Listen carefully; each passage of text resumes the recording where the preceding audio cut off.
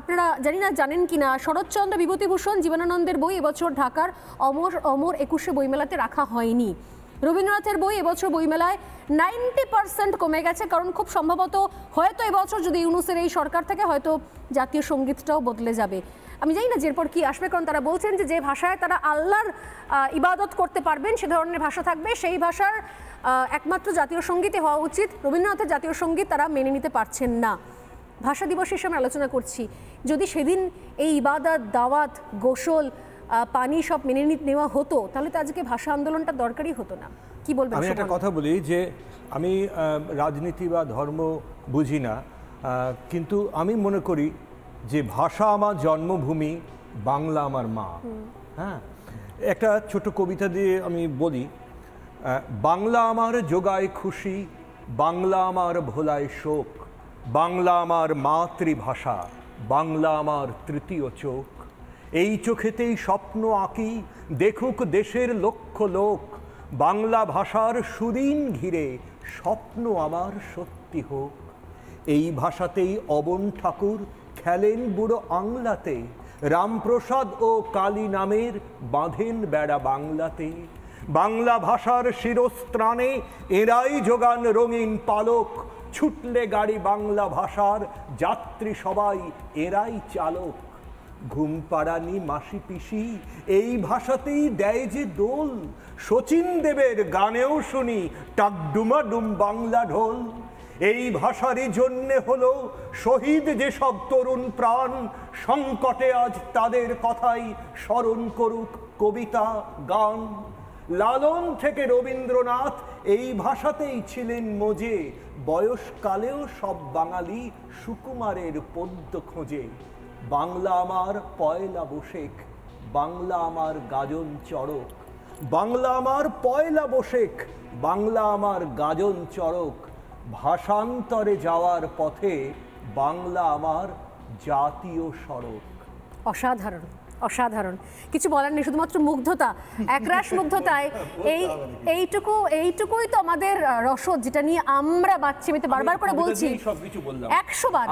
একজন কবিতা, বিভূতিভূষণের বাংলা বই, জীবনানন্দের কবিতা না পড়লে বাংলা দুই বাংলাকে বোঝা যাবে 100 বার, 100 বার, বাংলাদেশকেও বোঝা যাবে, প্রকৃতিকে চেনা যাবে। আসল বাংলাকে আমি আজিজুল বাবুর কাছে আসি, একটু উনি বলেন, আমি আবার আসছি।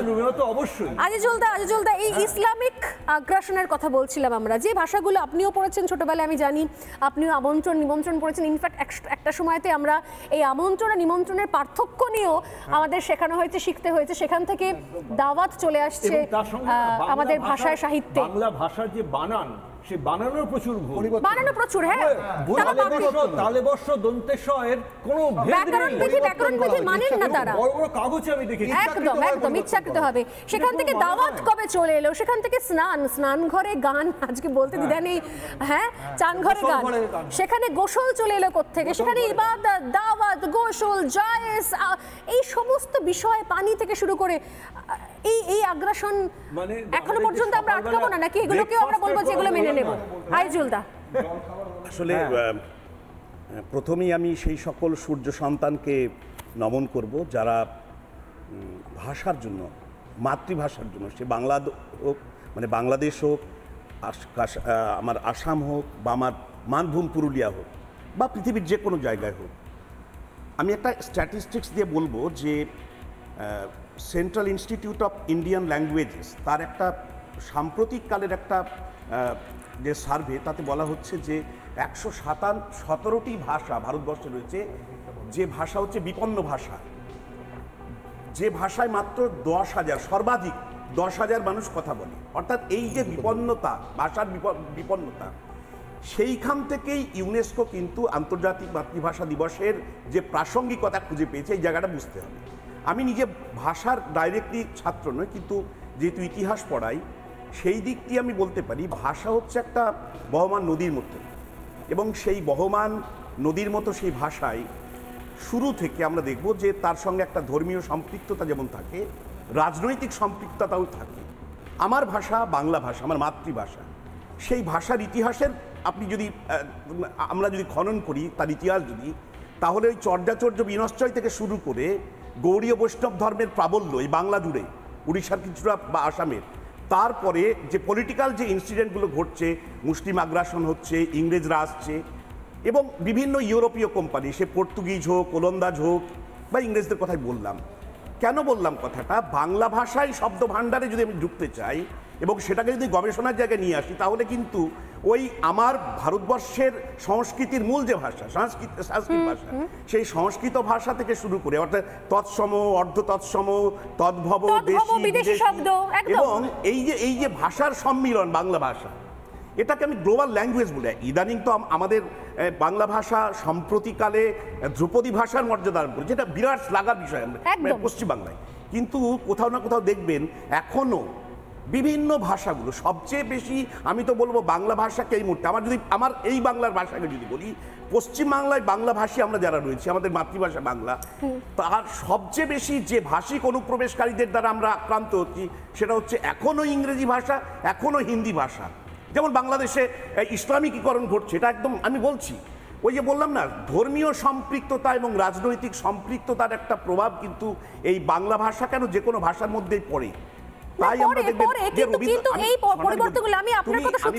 রবীন্দ্রনাথ ঠাকুরের অনেক লেখার যে ওই যে ঠাকুরপো থেকে শুরু করে বিভিন্ন যে শব্দগুলো ক্রমশ হারিয়ে যাচ্ছে, আমি একটা জিনিস বলি যে অনেকেই বলেন যে বিদেশি শব্দ, আমি জাস্ট শেষ করে নি যেহেতু শেষের দিকে চলে এসেছি। একটা শব্দ বলি, চেয়ার টেবিল পুলিশ, আমি আসছি, চেয়ার টেবিল পুলিশ, আপনি শেষ করে নিন প্লিজ, শেষ করে নিন। আমি একটা শব্দ বলবো, যেহেতু ওই শব্দটা এসছে, সেটা যে পানি শব্দটা ব্যবহার করা হয়, এইটাকে অনেকে বিদেশি ভাষা বলে। আমি দায়িত্ব নিয়ে বলছি পানি শব্দটি ভারতীয় ভাষা এবং পানের সঙ্গে সম্পর্কিত, এবং আমাদের এই রাজ্যে বা বাংলাদেশে বিশেষ ধর্মীয় সংখ্যালঘু, বিশেষ ধর্মীয় গোষ্ঠীর মানুষ পানি শব্দটা ব্যবহার করে, কিন্তু হিন্দি ভাষায় এই পানি শব্দটা কিন্তু বহুল প্রচলিত। এই যে বিভ্রান্তির জায়গাগুলো রয়েছে, বিভিন্ন শব্দ নিয়ে কিন্তু বিভ্রান্তির জায়গা রয়েছে। আমাদের দায়িত্ব হচ্ছে এই ভাষা এবং শব্দ নিয়ে যে বিভ্রান্তিগুলো রয়েছে, সেই বিভ্রান্তি, যেমন বানান বিভ্রান্তি, যদি আমরা আদি জায়গা দেখি তাহলে সংস্কৃতে কিন্তু জল রয়েছে, যেরকম হিন্দিতে জল প্রবাহ, আমাদের এখানেও জল রয়েছে, কিন্তু বিভ্রান্তি রয়েছে, সেগুলো কাটা দরকার। আমি সেইগুলো কাটা সময় একদম শেষে কয়েকটা কথা বলছি, 30 সেকেন্ড একটু নিচ্ছি।